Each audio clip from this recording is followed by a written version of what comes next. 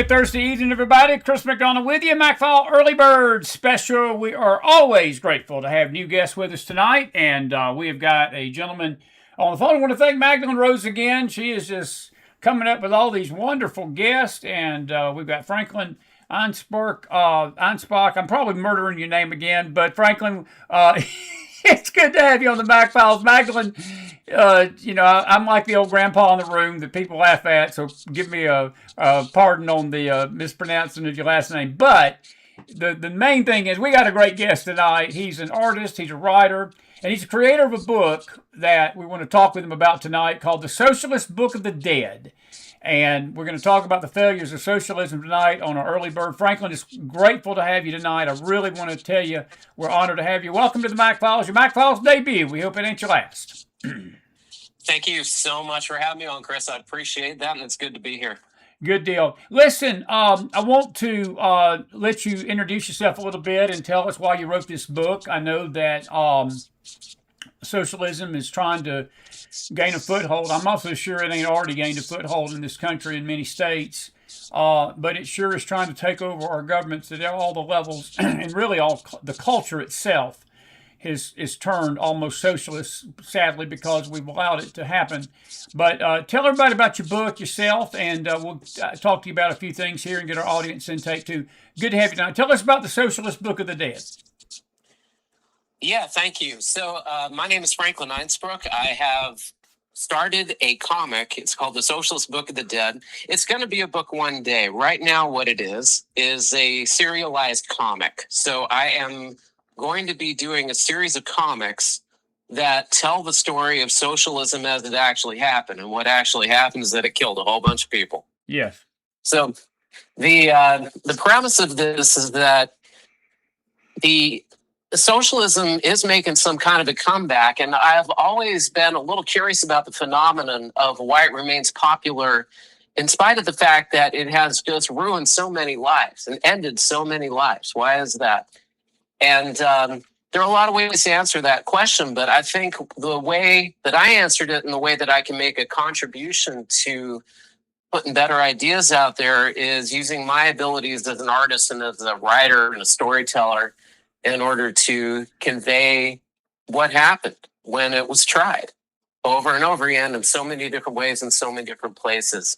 So if you go to the web address bookofthedead.red, it'll take you to a Substack, and that Substack has some preliminary work that went into the Socialist Book of the Dead. I can talk about in a second, and it will also take you to the first episode of that comic, which just went up on May Day, the big socialist holiday.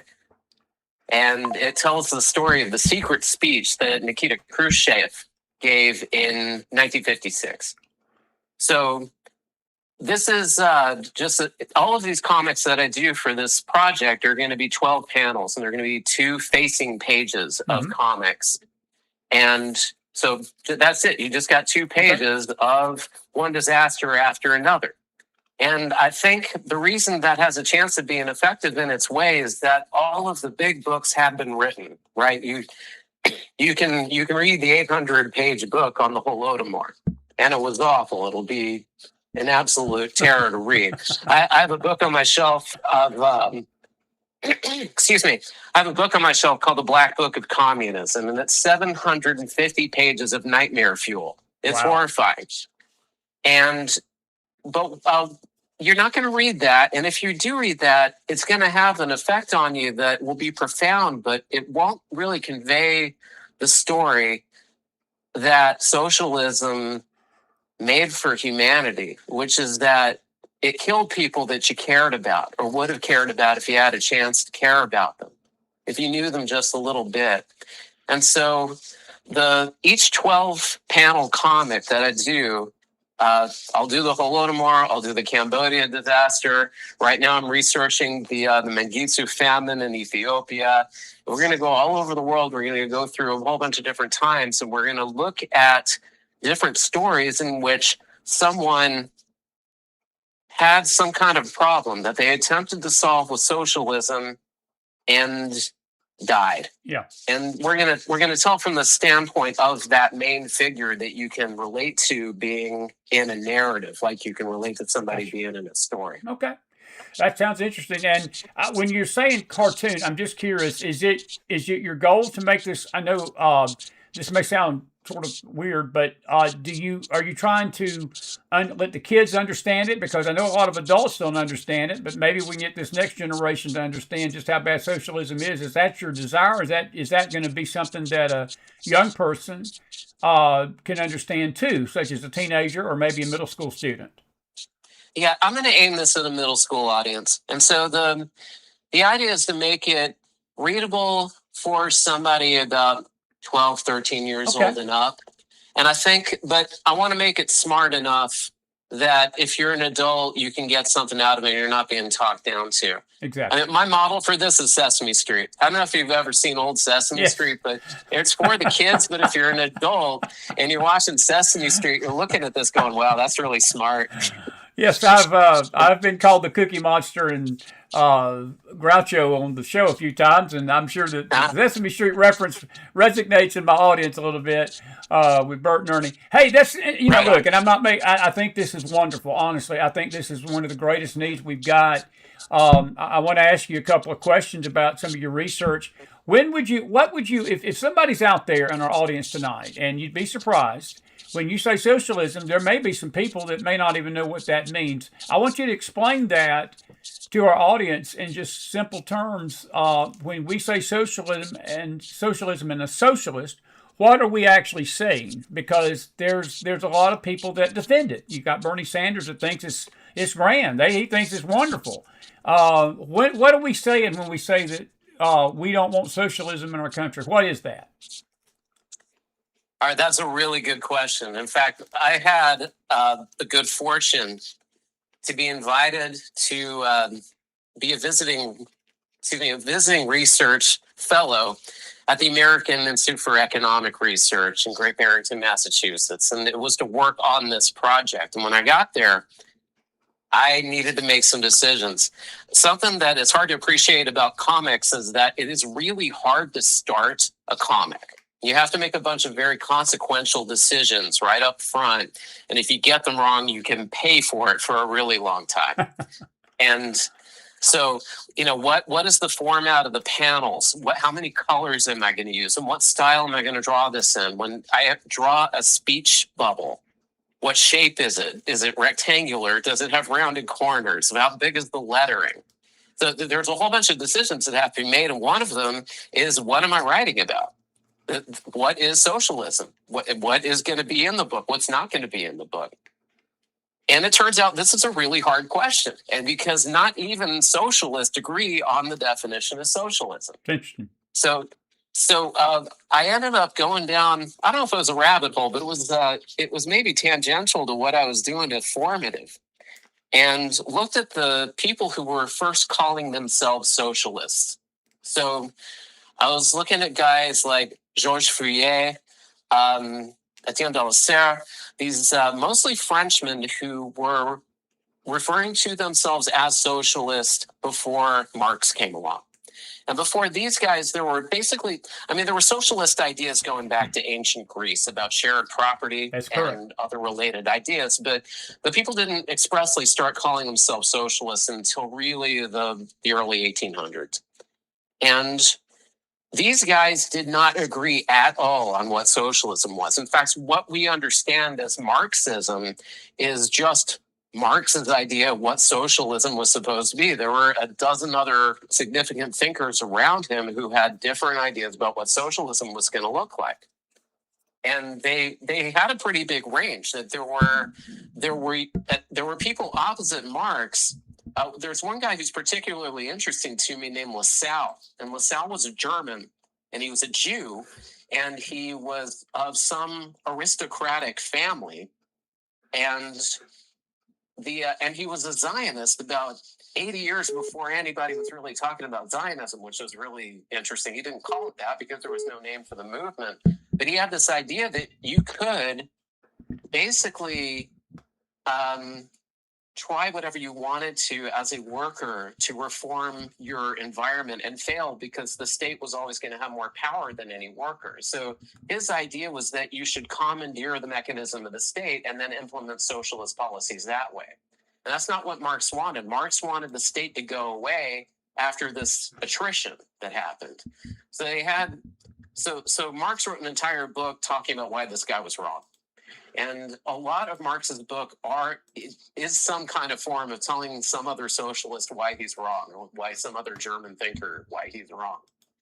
And so by the time you get to a need like I have to define socialism, because I need to talk about what's going to be in this book. What is in this book? It's got to be about the socialist.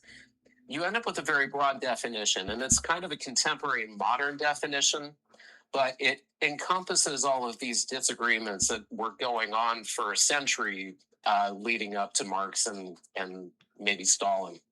So socialism is when you take economic decision-making out of the hands of the individual and you put it in the hands of the collective. Gotcha. And okay, so that's the basic structure of socialism. So you are not going to decide how many widgets you're going to produce in your factory. The collective is going to decide that. And the collective might be some government entity like it is under Marxism. It could even be a religious collective like it is under some of the other religious socialist systems that were coming up in France. But however it is done, it is taken out of the hands of the individual and put in the hands of the collective. And there's just one problem with this. And that problem is that by that definition, Nazism is socialism. Right, because it takes freedom. It literally is a replacement of freedoms with a system, and it, instead of the people being independent with their wealth and doing what they want to with it, the government, pretty much you become dependent on the government and they can tell you what to do. And Franklin, that also reaches, you mentioned the religious component, it sort of bears down on the disengagement of religion, because then the state, if it controls your pocketbook, it can also control what you believe. It can force you to believe what the state wants you to believe. Is that a correct assertion? That's a correct view of this? That's quite right. And Thomas Sowell pointed this out, that a government that was powerful enough to implement this system would have power to do anything to you. That's right. And that was a serious objection to it. And I was talking there. Marx was an atheist, and Marx advocated for an atheistic form of socialism. But a lot of the earlier movements in socialism, such as went on with, you can take a few examples from around that time. Delasere was actually a very serious Christian, and his idea of the Christian Bible was Jesus as a communist. And that argument can be made in kind of a specious way. But so when his collective was founded in America, as it happened, he came and got some farmland out in the Midwest and established a commune. They had Bible study, and they were talking about Jesus as the paragon of socialism. So, but even there, you have the same problem, because they are compelling belief, and it's in a way not really that much better to be compelled to believe in this ridiculous form of a religion than it is in a ridiculous form of atheism. Where would you say that this all began? I know the communist revolution of the 1917 era, the early 1900s, and I know Marx is sort of considered the father of this, because socialism, it's like I heard one time, socialism is really communism. It's just communism without the guns. Communism, they come and force you to do it. Socialism, they get you to willingly do it, like the frog in the warm pot before the frog knows what's happening to it, and he's basically cooked. But where would you put your finger in history where this all began? That it started creeping into society. What would you say to that? And is that going to be illustrated in your book?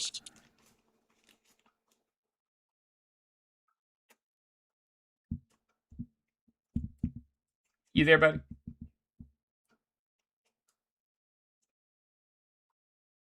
We lost Franklin there for a minute. Bear with us 1 minute. Franklin, you there? I'm sorry, I'm muted out. Okay. Can you hear me now? I can hear you now. Yeah. All right, I'm sorry about that. So it kind of depends on where you want to designate it. The first time socialist ideas come up in Western cultures is maybe Spartan Greek. Okay. Spartan Greek. So there was this idea. Okay, property is going to be communal, and we're going to use iron for money because we're going to leave gold and silver to those terrible Athenians, those degenerate, terrible Athenians. And iron, of course, is a terrible store of value, so that didn't work very well. Nobody wanted it anyway. So socialism goes back a real long ways in various attempts to collectivize property. I mean, even the folks who, the pilgrims who came to America had some kind of idea of collective property. And that didn't work out very well for them. No, it didn't. They immediately discovered the tragedy of the commons from first principles and damn near starved.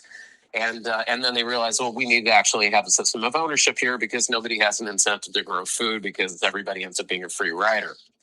So the idea had been creeping around in some form or another for a very long time.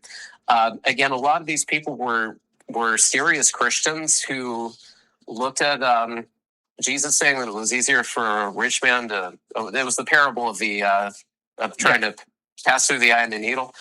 All right, so they want to take that seriously. They want to live accordingly, and I think that the important thing to realize is that usually there is some kind of sincere and good intention that goes on in the effort to adopt these ideas. Right?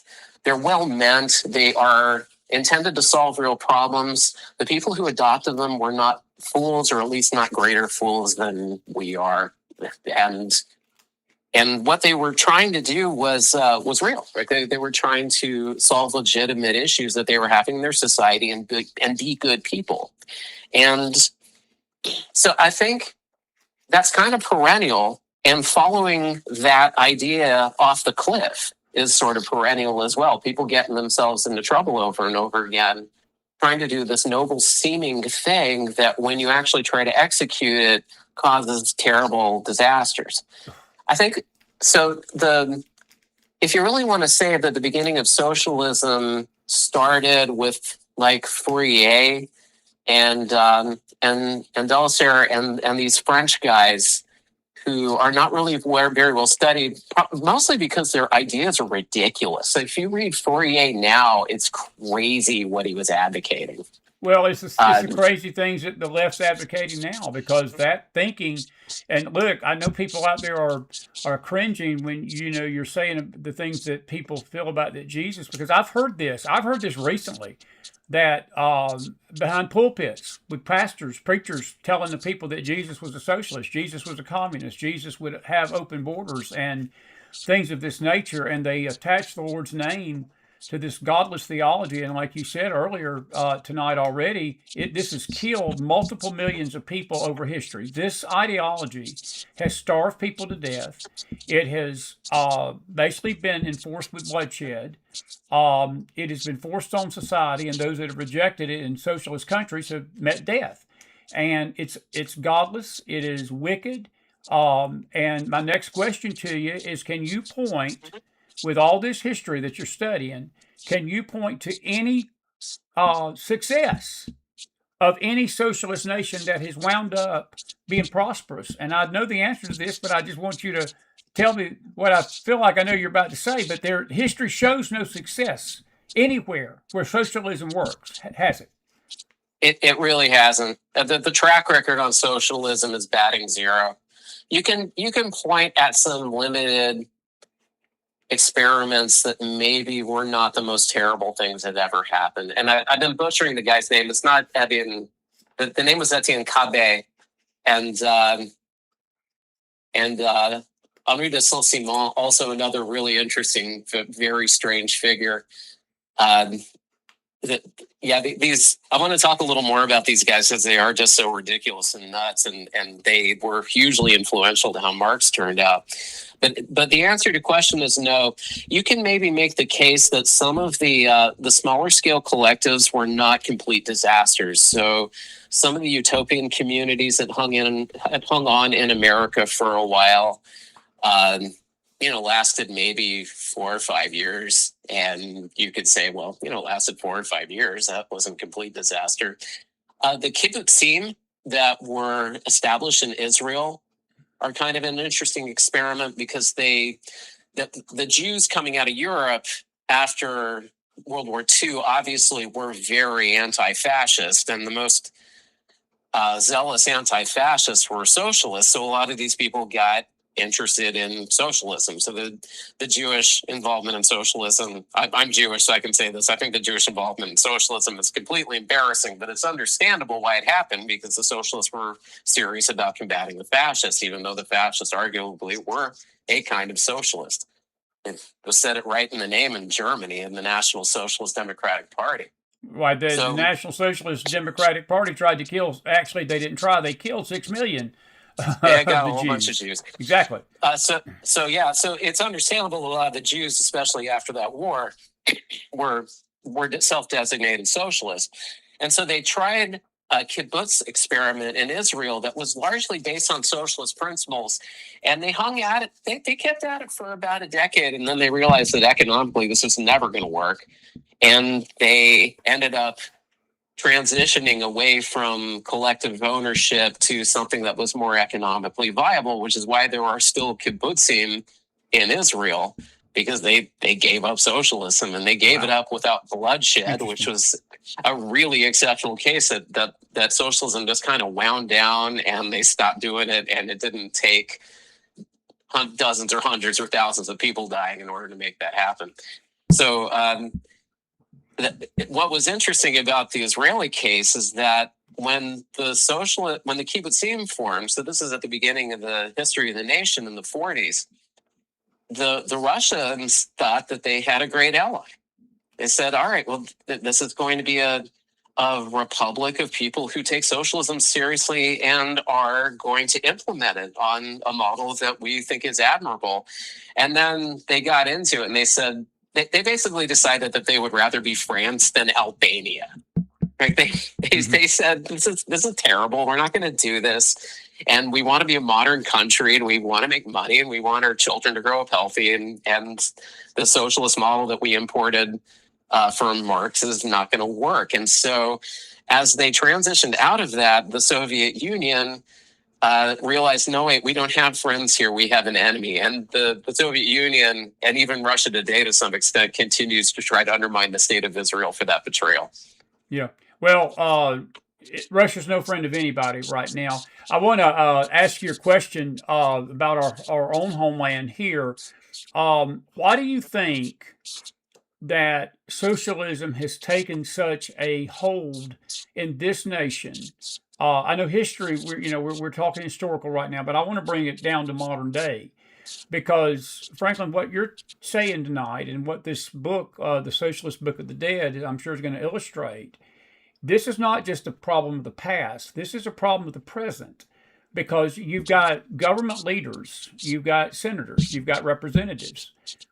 In this last presidential administration, I fully believe we had something as close to a socialist government as we've ever come in Biden and Obama in our lifetime. And I'm not saying that past presidents have not tried it too, because there have been some socialists that have tried it and it failed.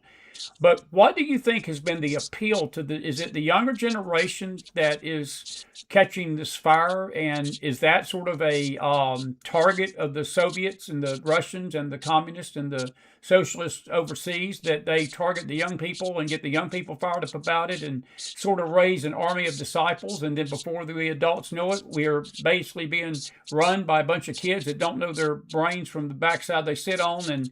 And we've got a socialist nation before we woken up to the fact that this is a real danger. Because I look at it tonight as one of the biggest threats of this nation's freedom as we are about to celebrate 250 years. We better recognize the fact that these kids are all in about their socialist push, and they're all in about free stuff and owning the money and demonizing the rich. You mentioned it a while ago. People demonize the rich. They demonize business owners. They demonize people that make a living. And it's almost like a Robin Hood mentality. You know, we want to steal from the rich and give to the poor. Well, eventually, you can only steal from the rich so long, and when the rich go bankrupt, there's no more money to steal, and everybody goes broke and hungry. That's right. That's absolutely right. It's a hard question. Folks who have been economic educators have been wondering about it for a long time. My own feeling about it is that there are certain values that we teach to children. I think they're good values to teach your children. You should share. You should be kind to people. You shouldn't want things too much. It's hurtful and sorrowful when someone has misfortune. And it's a strange thing to have to consider that someone has a misfortune and someone standing next to them does not. And so the world seems like a very unfair place. And I think if you know, this is how you explain to the world a 6-year-old. There's nothing wrong with that explanation for a child. And I think the problem happens is that if you never get a more sensible or adult or complete version of what goes on in the world, then you end up finding socialism attractive. I suppose it's a little condescending to put it that way because I'm accusing people who go for socialism to be juvenile in a way, but there is something juvenile about the mentality that says, well, this person has a lot of money and that other person doesn't have any money or enough money. Of course, that second person can't feed himself. We should take some of that money from the person who has more that he can use, exactly right, and we should give it to that other person. Exactly right. So that satisfies a very basic thing in the human soul, right? You would like the world to be a fair and beautiful place where, you know, the people who don't have enough can have enough. And if you're missing that, there might even be something wrong with you. I mean, which is how I get out of accusing people of being juvenile for wanting this thing. And it's that you should have that, right? If you see someone hurt, you should want to help them. If you see someone poor, you should want to help them. But what you find when you grow up is that you can only help so many people sensibly. Like you can't help people to the point that you're hurting yourself. There's some people that you can't help no matter what. The whole problem of who deserves what in this universe is actually a very complicated theological or existential question. That it's the mark of a mature religion that it deals with this, like the whole story of Job. It's this person is being tested for some reason, and he refuses to give up his faith in God. And it's a beautiful story. But then, you know, why is this happening? Why is this horrible thing happening? And so this has been the discussion of a worried discussion for about 2,000 years now. Sure. So, well, let me ask you this. Not to interrupt you, but let me ask you this. Yeah. Where has the failure rested? Has it because we as older adults have failed to teach freedom and liberty and teach the principles of democracy and preach the principles of capitalism in a positive manner that has left this vacuum where the socialists have come in and again formed this army of young people? Because what you just described is America 2026.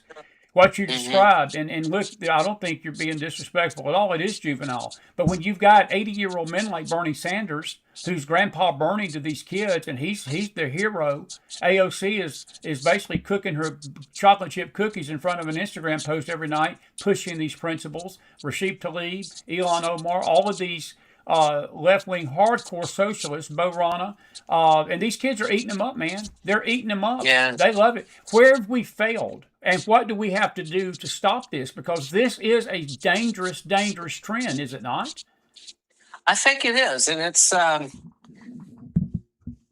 think if we have failed anywhere, first of all, we're up against a very serious problem. If what I've described is true and that there is some kind of innate thing in the human soul that wants the world to be a fair place and cannot have that, then we have a very complicated pedagogical problem to solve, don't we? That we have to figure out how to take this thing that's kind of basic to the human psyche and say, actually, things aren't like this, and it's very sad.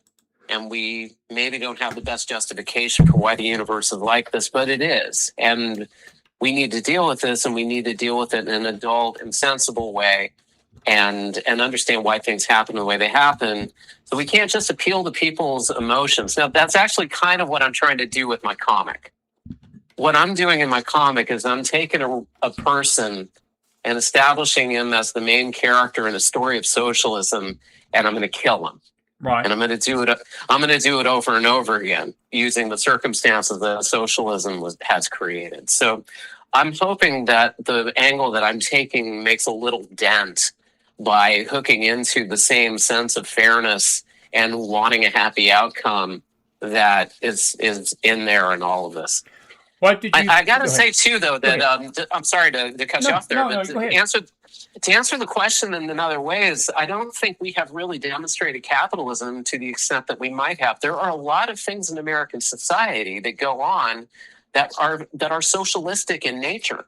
And one of the reasons that I think LaSalle is such an interesting figure from the historical socialists is that to the extent that we are a mixed system here in America, that there's, we have free markets and capitalism, but we're not perfectly free market capitalists by any means. We have, like, the way we fund higher education in this country might as well be fascist. No, that's very true. That's a good point. We have agricultural subsidies that the farmers can make no sense of.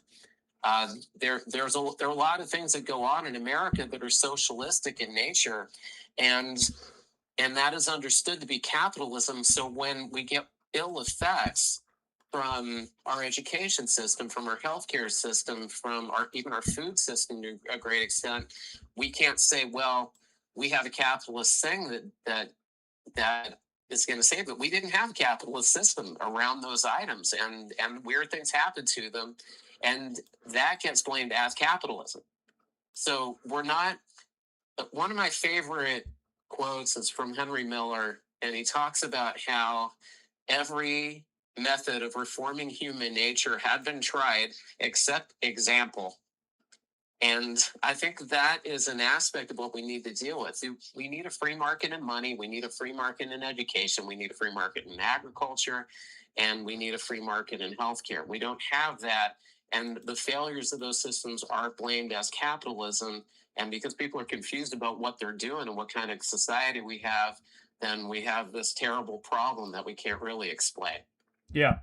Folks, you're watching a very special McFiles Early Bird tonight. We're grateful to have our brand new guest, Franklin Einspruch, with us tonight. He's the writer of the book, The Socialist Book of the Dead. He's our guest by way of Magdalene Rose tonight. It's been intriguing. If you got a question out there tonight, we're going to keep it for another 10, 15 minutes. I want you to put it in the chat, and we'll read your question to him about this all-important subject. I was just glancing at some notes from a book that a man by the name of Closen wrote years ago called The Naked Communist, and he basically outlined the 45 goals of communism. And tell us a little bit of the parallels. When we say communist socialist, people, again, they think that's two different ideologies. I don't think it's a different ideology. I just think the communists come at you with the guns, and you have to get your way out of communism with guns. You get your way out of socialism with elections. You vote people out that are socialist. But I tell you, it's just a dangerous time for our markets and our economy. And Franklin, if this ideology ever gets deeply rooted, and it's already beginning to happen, I think there's still hope for our country to turn it around. But it's getting late in this game, and we're about to lose a generation of these kids, and they're all in. And look, I've talked to some of them, and they're well-meaning. I love them. I'm old enough to be their grandpa, some of them, Paul. I'm old enough to be their daddy. But I shake my head at how this has gotten so ingrained in their psyche, and it has, but it's gotten ingrained in the psyche of adults. I mean, you've got adults pushing this. And what's the difference in socialism and communism in your mind? So communism is a very distinct Marxist idea, and this is part of the technical nature of Marxism that produces this causation that Marx thought was inevitable. He thought what was going to happen is that there was going to be this misallocation of capital that was going to cause a dictatorship of the proletariat. And communism was going to be an early stage of that process, that there was going to be this establishment of not only economic decision-making taken away from individuals, but ownership itself was going to be taken away from individuals. So it was going to be an abolition of property. And so there's this complex and nonsensical transition through Marxism that starts off with the revolution of the workers and ends with the withering away of the state because socialist means had finally been attained. That I can go on about this for a little bit. The fact of the matter is that it does not make a lick of sense. And that's so true. Go ahead. So typically what they're talking about when it comes to communism is the abolition of property as well as the abolition of economic decision making. So the socialism is the control of the means of production. Communism is the control of the means and the end of production. So the way I've heard it stated is that socialism, you own your toothbrush, but there's only one company that you can buy it from. And under communism, you don't even own your toothbrush. That's great. No, that's the best explanation of it I've heard. Thank you. That is perfect. I want to ask you can go very deeply into Marxism and start to tease all this stuff apart. And it's actually kind of interesting from a certain psychological standpoint, you might say. I don't know if there's a libertarian economist named Deidre McCloskey, who's the absolutely brilliant writer. And she has said that Das Kapital, the Capital, which is authored by Marx, is actually a very good sociological study. It's just terrible about economics. Gotcha. And so there are certain insights that you can gain from studying these guys that are maybe hovering around the borders of truth. But if you actually try to implement it as an economic situation, you get very bad results, and you get them every time and in every way that you try it. Yeah. Well, interesting stuff. It really is. And folks, again, we got him for a few more minutes. If you got a question, go ahead and put it in the house. We'll ask him. It's good to see Magdalene in the house tonight with us, and good to see everybody. But let me ask you this about the nations. And if we don't get any question, we'll wrap it up on this. Listen, of all the nations that are controlled by socialism, what do you believe? Give us the top, maybe 3 or 4 most violent nations where they have really shed the most blood to protect this ideology in history. How would you rate the top maybe 4 communist socialist nations in history that have really clamped down on the dissent and bloodshed? Okay, well, the top one by far is China. Yes. So Mao killed more people than Stalin and Hitler put together. Wow. Yeah, it's a staggering number of dead people. It's in the tens of millions, middle tens of millions. I think one of the estimates I saw on how many people Mao killed was something like 60 million people. An incredible number. So he's really the big one by far. And then after Mao, you get Stalin and Hitler, which are pretty close to tied. I think Stalin's ahead by several million people. Stalin was responsible for the Holodomor, which is an engineered famine in Ukraine that killed handily 10 million people. One of the reasons that Nazism came into so much popularity is because the communists in Germany were trying to advocate for socialism, and socialism had just killed 10 million people in Ukraine. And the Germans looked at these guys and said, absolutely not, we'll kill you first. And so fascism caught on largely in response to Germans trying to advocate for a Marxist form of socialism. And what they got was a Hitlerian form of socialism, which was just terrible in its own way. So those are your big 3. And after that, there are a whole bunch of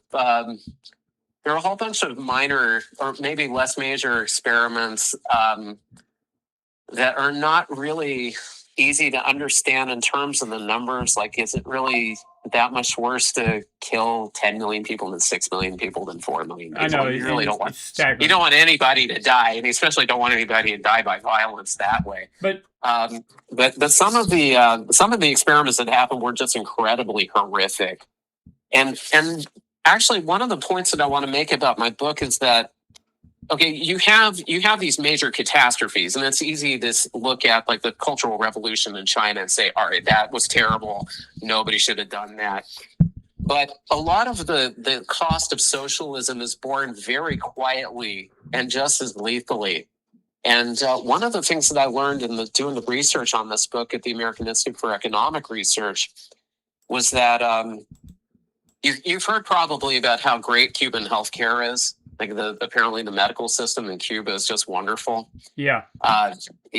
So when you hear something like that you're not getting the whole story. So I looked into it in a little bit, and the example that I found about that is that the hospitals in Cuba are getting rewarded on their health metrics. So the hospital that gets better health metrics gets more support from the state, and doctors get paid, and all the things that they want happen. So there's a case that goes on in Cuban hospitals. Cuban hospitals have a really high percentage of live births. So the number of babies that are born that are born healthy is a very high percentage. It looks like a very admirable percentage. Well, the way they achieve that is by aborting 76 babies for every 100 live births, which is an incredible death rate on those babies. So like let me stop you. Let me stop you right there. So the mechanism. Yeah. Just let me stop you 1 second. So what you're saying is that abortion and this bloodthirsty abortion industry is a socialist principle. Oh, well, the one in Cuba is. I am specifically talking about the one in Cuba. So keep going. So what happens is that in order to have a high rate of healthy babies being born, they will terminate any pregnancy that's even slightly risky. So a pregnancy that would be viable here in America is decided not viable in Cuba. They terminate that pregnancy, and then all the babies that get born are very healthy because there's no risk to the pregnancy. So there's this slaughter going on behind the scenes that is in a way just as horrifying as anything that happened in the Cultural Revolution in China, but it's not happening in a loud and obvious way. There's not like a pile of skulls that you can point to. There's this thing going on behind the scenes. A very similar thing happened in Russia, that the Russian factories that were making penicillin were getting paid by the pill. So they started cutting the content of the medicine of the pill, and now people are just dying from staph infections that would go away if they had proper penicillin. So you don't get that pile of skulls to point to again, because the incentives in the system were just quietly taking people out who were vulnerable. And a lot of the death that goes on under socialism is of that nature, and to tell those stories really drives home like just how bad the entire structure is. Yeah, it's incredible. Well, buddy, listen, this has been an eye-opening chat with you tonight, and I wish you the best on this project. I really do, and I believe it's going to help a lot of not just these younger folks, but this old gray-headed folks too, understand these dangers. And I'm so grateful that we've got you on. And folks, his book is about when do you eat your estimated time when this book may be out on the market? Do you have any ETA of that? So what I recommend that people do is go to bookofthedead.red, and I'm going to drop that in chat because I can't. So bookofthedead.red, and that's going to take you to a Substack where this comic is going to be appearing regularly. I'm going to start off getting my one out for the month, and I'm hoping to get this going to once a week once I get the swing of the whole project. And I'm going to type Book of the Dead. .red. And so what you want to do is go to that site, and that'll go to a Substack. You can sign up for free at that Substack, and as the comic comes out over the next years, I expect I'm going to be working on this for a couple of years, just 12 panels at a time, one story at a time. You're going to watch the whole thing develop, and then once I have 100 of these or so, I'm going to compile them in a book, and I'm hoping I have an interested audience to sell it to at that point. So The book is in progress. The first episode just appeared on May 1 to celebrate May Day for my socialist friends. And and that's going to give you the idea of what's to come. Actually, the first one that's starting out isn't violent, but it drives home a point about the moral cowardice that goes with socialism that I think sets up the rest of the series. Yeah. So I hope you come join that and check that out. I do have one question for you. Good to see Carol Smith tonight in the house. It's a great question.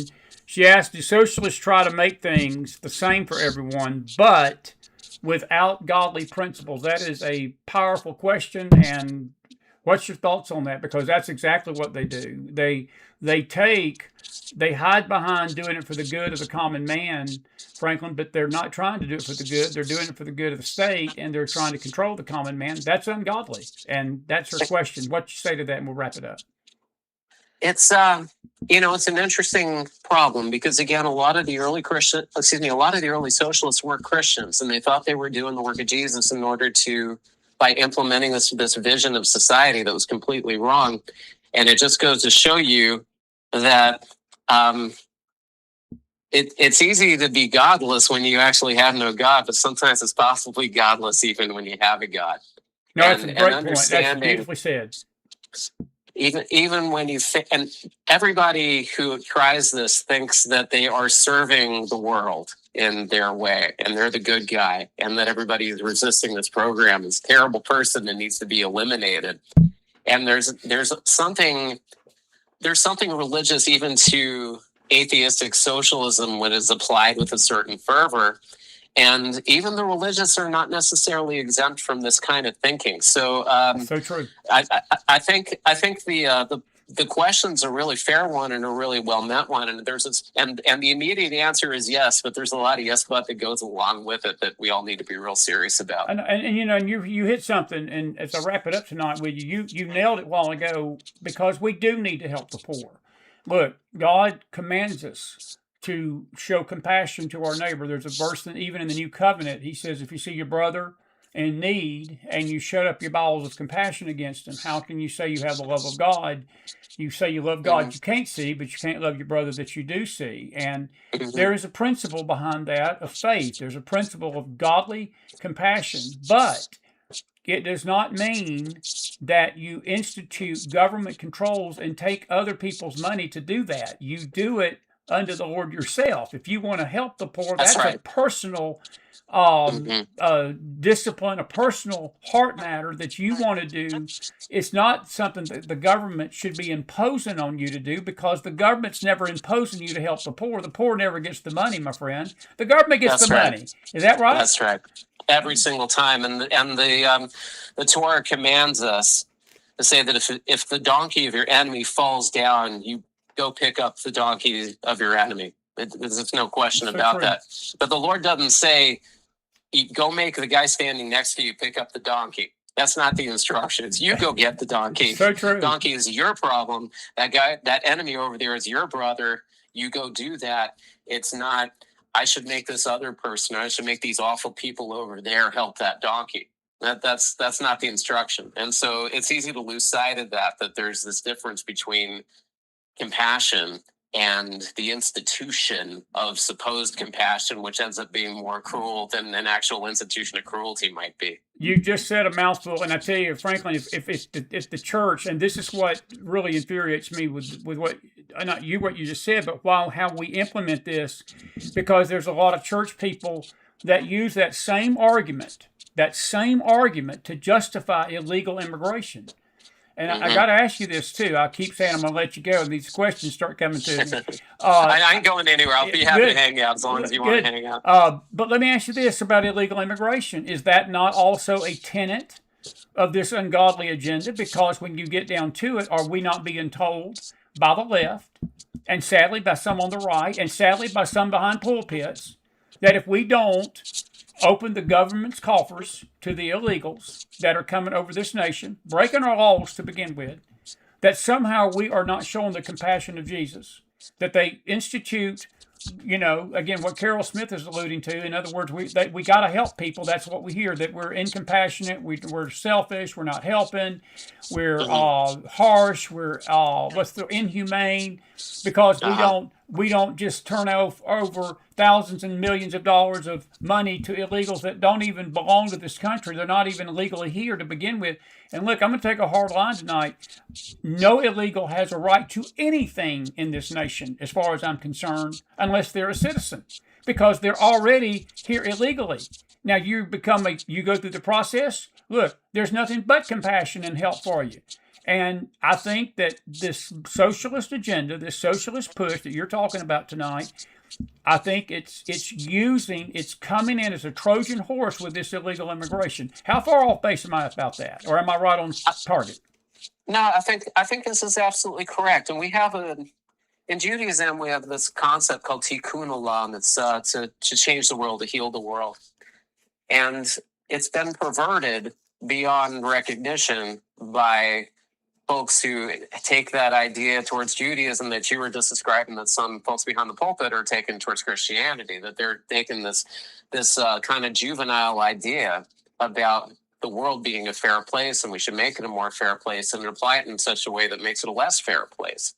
And so it's it ends up being this problem that we have to be moral people and maintain our moral lives and fulfill various commandments to be helpful to the people around us, and do it in a good way, not a stupid way, and also not institutionalize it. Like, so I'm one of the reasons I've not been here in New Hampshire is the libertarian movement, and the whole notion that you find out in libertarianism that is that when you turn any doctrine into an instrument of the state, it becomes perverted. Thank It, you. it becomes something that you could describe as ungodly quite easily. You could describe that as evil, even in some cases. It becomes, and again, it has to do that difference between being the individual who takes action for a moral purpose in honor of his God and turns it into some kind of program that divorces it from from its origin, which of course is in God, and it can't maintain it because it's the state, and the state has no capacity for that exchange, for that connection. So well said. And so you end up getting this ersatz version of a commandment that becomes this kind of strange instruction from somewhere that is not the source of why you should do that good thing. That's so well said, buddy. And I think that, what you were just describing a while ago is the Trojan horse that this ungodly agenda is coming in on, because they do play on our compassion, and they play on this humanitarian part, and it's not humanitarianism to me. I think it's nothing. As you said, it makes something that you need to be doing out of the abundance of your heart because you love God, not being forced upon you, because what that does ultimately, as I said, that money never gets to the poor to go through the government to give to the poor. That's what they play, the Trojan horse card. What they'll do, they say, well, we're going to tax you more so we can give out these monies to the poor. And today we had over, I think, 90 indictments, or maybe more than that, up in Minnesota. And this Amy Bach got sentenced to 41 and a half years for over maybe $400 million worth of fraud in Minnesota, doing this very thing, basically pushing a socialist kind of program to a group of Somalians and people that some of them are not even legally here, not even supposed to be here. And you keep doing that in the society, frankly, we're going to bankrupt our country doing it if we don't stop. And it's bankrupted nations. It's bankrupted nations in the past. It's going to bankrupt ours. Yeah, we're already technically bankrupt. If if America was a household, we'd be bankrupt. Since we're a country, it doesn't work that way. But I was just looking at a story that came out at WVUR today, which is a public radio station in Boston, and they were talking about the sad story about these arts organizations. This is the topic I follow for obvious reasons, and the sad story of some arts organizations that are closing down because the pandemic money that was paying for them ran out. And I'm thinking, why on earth is there still pandemic Come on. around? Thank you. Thank you. Yeah. And the story doesn't deal with it. They're just talking about this like this is a normal thing. It's like, no, wait a sec. The pandemic was over years ago. Why is there still money floating around for these arts organizations? And who planned this? That these arts organizations said, well, I'm going to found my whole situation on money that's coming out of a federal response to a problem that has already ended.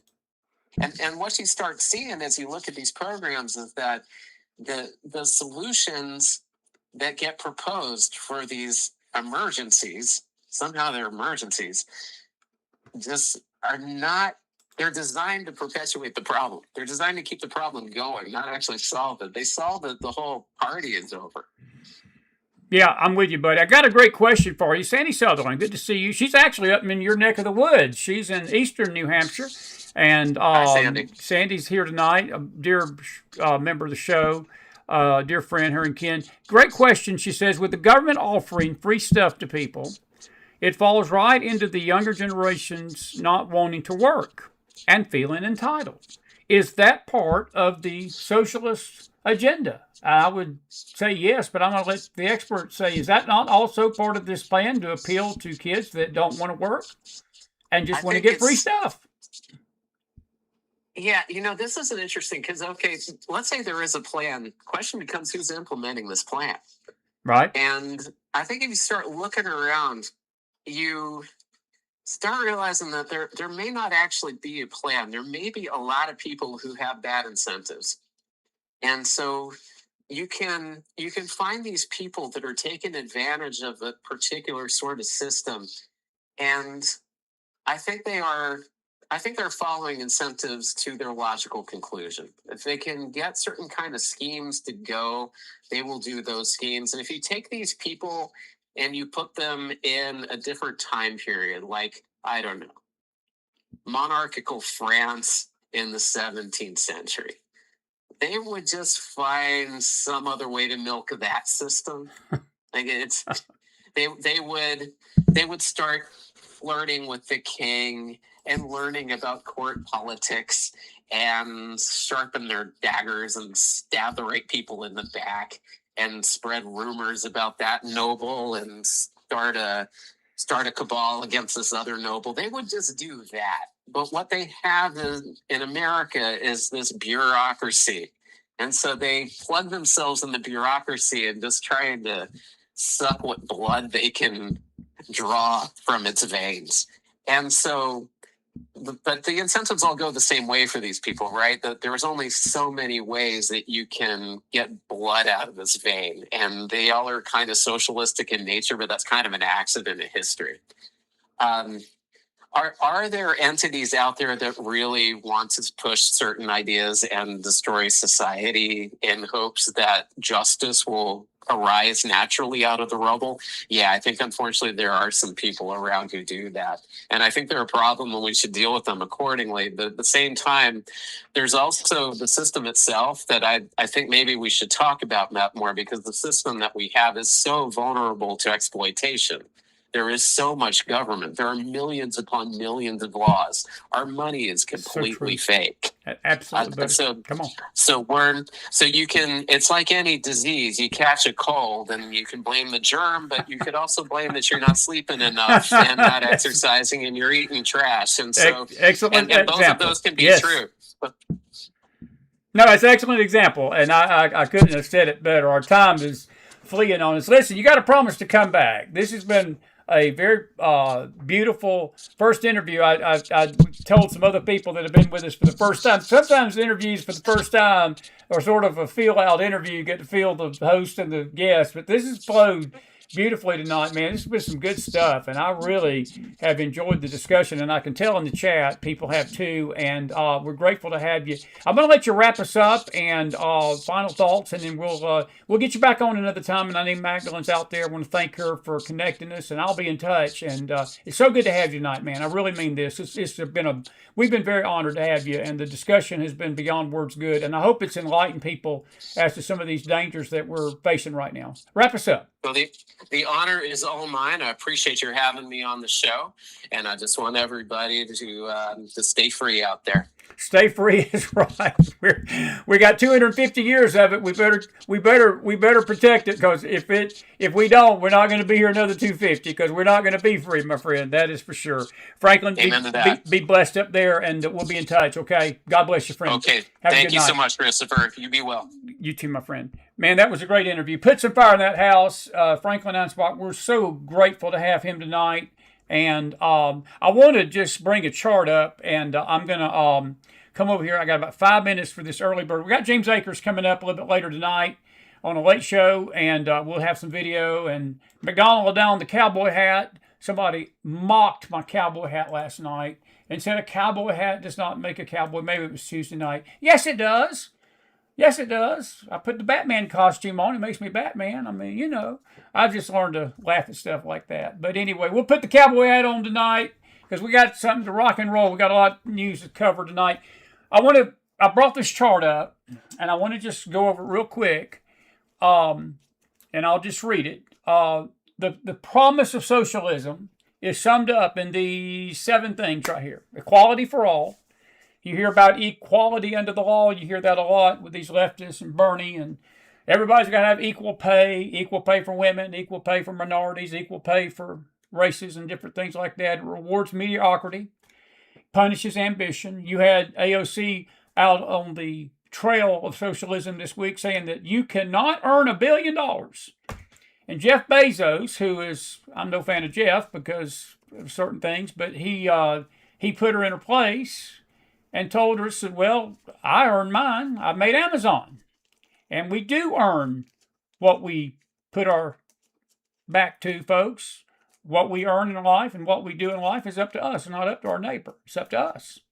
But it rewards mediocrity, and that's what it does. It creates dependency upon government, not opportunity. Venezuela, Cuba, and North Korea are great examples. They were eating cats and dogs in Venezuela under Maduro at one time. Things got so bad. Cuba. Free stuff for everyone. Someone else always pays. Margaret Thatcher once famously said, when everybody else is paying, eventually somebody else's money runs out, just like yours. And it does. Skyrocketing debt, higher taxes, and the collapse of economies is what it leads to. Greece is an example of this. Argentina again. Illinois and California. Good examples. Good examples. And I would say New York City's about to find this out too. Mendami has only been in office 6 months, and that city is bankrupt. He's only been there for 6 months and still begging billionaires not to leave. But I'm going to tax you to death, but I don't want you to leave. That ain't going to work. That's what he has to do to provide free stuff, the free grocery stores, the free bus rides, and all this other ad nauseum stuff. Big government would help. Ronald Reagan basically once famously said, Mendami mocked him this week. He said, whenever the government is saying to you that they're here to help, that's the time to run from government. They're lying to you because they're never there to help. It's more bureaucracy, less efficiency, waste, corruption, slow innovation. The USSR has proven this. China's proven this. Many EU countries have proven this. It is a failure. Socialism is a failure. Communism is a failure.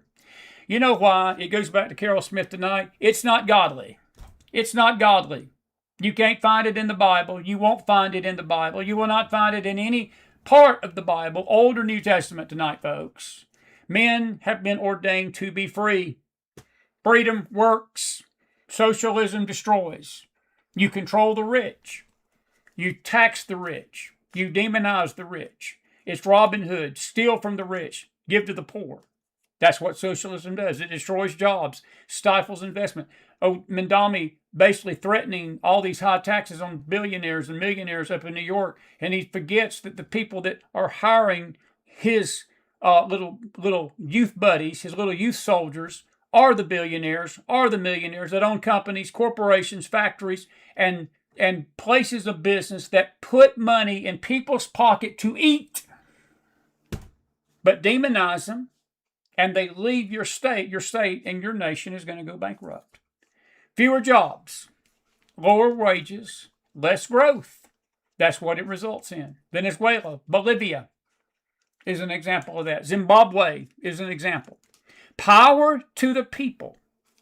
But the power always, that's what they promise. This is the promise. That's what the Soviets did. That they were claiming that what they were doing in the revolution of 1917, they were overthrowing the czars to give power back to the people. But what they did, it was never about the people. It was about the government. It was about the government. The czars of Russia, I should say, that group was always pushing that. China, Cuba, North Korea. Power goes to the government, not the people. Less freedom, a loss of freedom, a loss of rights. A fair and just society is what they claim they're trying to make. I heard Bernie Sanders say that crap this week.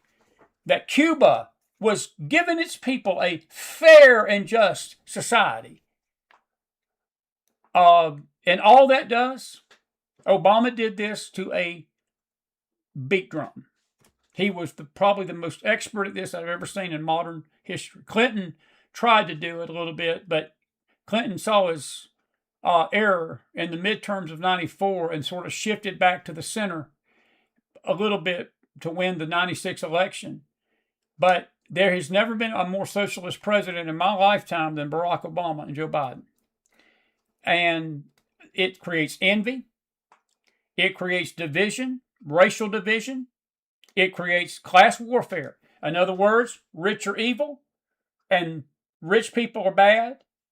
Billionaires, you're going to hear Elizabeth Warren and Pocahontas and people like that saying, well, all Trump's doing when he gives tax breaks, he's just giving tax breaks to billionaires. Well, let me tell you something. Billionaires make the most money. They deserve the biggest tax break.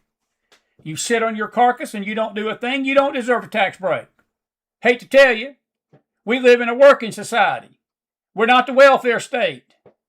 And that is a fair and just society when everybody gets out and works. And works. Not when a few live off the beneficial crumbs of the table of the rich and thinking that is a fair and just society. It is not. Social unrest usually erupts. Why do you think that Mangione killed the president of United Healthcare, folks? He considered him an evil man because of he claimed was creating unfair insurance premiums to the world. So what do? Well, we just go kill them. We go kill people we don't like. We go kill the rich. We go kill business leaders. We kill spiritual leaders. Social unrest, violence, and moral decay always result from that. And I'll just say something a little bit even deeper spiritually, neighbor. We're never going to have a fair and just society until the Lord Jesus Christ comes back and sets up his earthly kingdom on this earth at the end of the Great Tribulation period. Hate to tell you, there's not going to be a utopia. There's not going to be a socialist utopia. Not going to be a communist utopia until Jesus comes back, and it ain't going to be socialism and communism. I got to just say this tonight. It's a Thursday night, and I've been in a preaching mood all day. I'm just going to say this right now. The millennial kingdom that we believers believe in, let me tell you something. There ain't going to be any socialism in it. There aren't going to be any communists in it. Not going to be any fascists in it. Because Jesus is going to pretty much rule with a rod of iron. And there will be true equity and true justice for the poor and mercy during that time. It will be right. It will be based on righteousness, not socialism. And finally, tonight, it predicts and promises a better future for all. Because in their utopia world, they believe that they can produce with man-made ideas, and Carol, your point is so well said tonight, without godly principles. They believe they can create this utopia, and sadly, many in the church push that same theology through the Kingdom Now movement. Through the Kingdom Now movement, and that was Schuller and Warren and others, some of these prophets and some of these crazies out there that believe that the church can take over government and take over schools and take over banks and take over the finances and take over this. And I'm not saying that if we want to vote in godly leaders, that's what I'm talking about. That's not what I'm talking about. What I'm talking about is people literally believe that if we can control all aspects of society, that we can have a peaceful situation. We're finding out, folks, we got a religious leader in charge of our nation tonight, and we got nothing but chaos in the streets. We got nothing but rebellion. I told you this. I told our Bible students this yesterday. I'll share it with you. May have shared it last night, but I know I said it yesterday morning. A righteous leader over an unrighteous people will always produce rebellion. It's not the righteous leader's fault. It's the unrighteous' fault for rebelling. If you put an unrighteous leader over the people, a socialist leader, the unrighteous are going to be happy about it. They're not going to rebel, but the righteous will mourn. The righteous will mourn. When the righteous are in authority, the people rejoice. Because when the righteous are in power, we don't have poverty, we don't have suffering, and we don't have fear because they're ruling from a standpoint of godly principles. But the result of this false promise is economic ruin, famine, and collapse. And there is countries, the USSR, North Korea, Venezuela, Cambodia, Cuba, all of these socialist nations have proven in the past, and they're proving it in the present, that freedom works and socialism destroys. Socialism destroys. Limited government, free markets, freedom, family, and faith. 5 things that are attacked, maligned, and mocked by socialists and communists. And that's what they want, folks. And we're going to pick this theme up next week a little bit. We're going to pick this theme up next week with the fact of the communists, their 45 goals. We're going to have a special program on next week about that. Man, I want to thank Franklin Einspruch. I really mean this. This kid was great. I don't know how old he is. He looks young. I was just grateful that I saw him with the glasses. I said, well, we're going to be twins tonight. But God bless that man's heart. I really appreciate him. I really mean this. This was a good way to start a Thursday night. We needed to hear this. We've actually been having some great Bible studies in the morning. We're going to be looking at Abraham Lincoln's Proclamation of Faith on May 30th of 1863 tomorrow that led to the National Day of Thanksgiving. And Washington established it. Lincoln sort of reinforced it. But Lincoln called the nation back to God on March 30th of 1863. Really the first time that we had something like that other than the time that President Trump did it Sunday. And we're going to look at that in the morning. But we've been studying our nation's beginnings and our nation's origins. And I can assure you tonight that you cannot go back to the origins of this nation. And Franklin sort of alluded to the Pilgrims. They tried it for about a few weeks. And they said, oops, or a few months, we can't do this. It failed even here. And it's not going to work here. It will not work anywhere. And we, the children of God, we need to pray against it, and we need to stand up against it and speak out against it. And we need to be people of faith and not be ashamed about it, because this ideology is not godly. There is nowhere in God's word, there is nowhere in the heavens and the universe that God wants men to be controlled by government. As President Trump has said over and over, and I will repeat it, we don't get our freedom from a government. We get our freedom and our rights from God. The Constitution, all that does is codify those rights into a document. But let me tell you something, when that Constitution is gone, we still get our rights from God.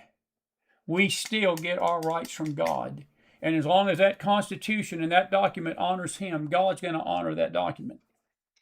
We start going away from that, we're going to lose our country, folks. We're going to lose our country. We're rapidly losing it tonight. We better come to grips on this 250th celebration of our freedom, that this freedom was never free. It's never going to be free. We got to fight for it. We got to do it, but through our voices, through programs like this. And I will tell you this tonight, this gray-headed relic, I don't care how long the Lord's got me on here. I hope I go out of this life doing what I'm doing, because I just love coming on here and talking to you every night. We've been doing this show for 8 years now, 7.5, going on 8. We will be almost 10 years old come January. I've enjoyed every bit of this journey, the ups and the downs. I've screamed and yelled and quietly said things and yelled things and I've just been wired up at times and very calm at times, but I'm saying this with all the passion and the love of Jesus behind me tonight. Let me tell you something, neighbor. our freedom is not free. We're celebrating Memorial Day this weekend of people that have paid the ultimate price for us to be able to come to you tonight and speak these things freely in a free nation. They didn't die and shed their blood that we give this country over to socialist and communist. And I'll amen myself. I'll amen myself. I'm sure grateful Franklin Einsbach was with us tonight. Kid did great. We're going to have him back. I hope he comes back. I really do. I mean that. He did outstanding. Absolutely outstanding. Magdalene, I know you're out there, sweetie. Thank you. Thank you for connecting us, and I appreciate you. She did great. Didn't she do great Tuesday night, too? They both did great. We're grateful for both of them. God bless you. God bless your families. We're not done tonight. Give me an hour and a half or so. James Akers is in the bullpen. My dear buddy, we were supposed to have had him on Tuesday night, but he fell asleep. And we were really on late Tuesday, but we had two good, maybe it was Monday night. Yeah, I think it was Monday. We had Magdalene and Leslie on Monday night, and they had a great, no, it was Ricky. It was Tuesday night. That's right.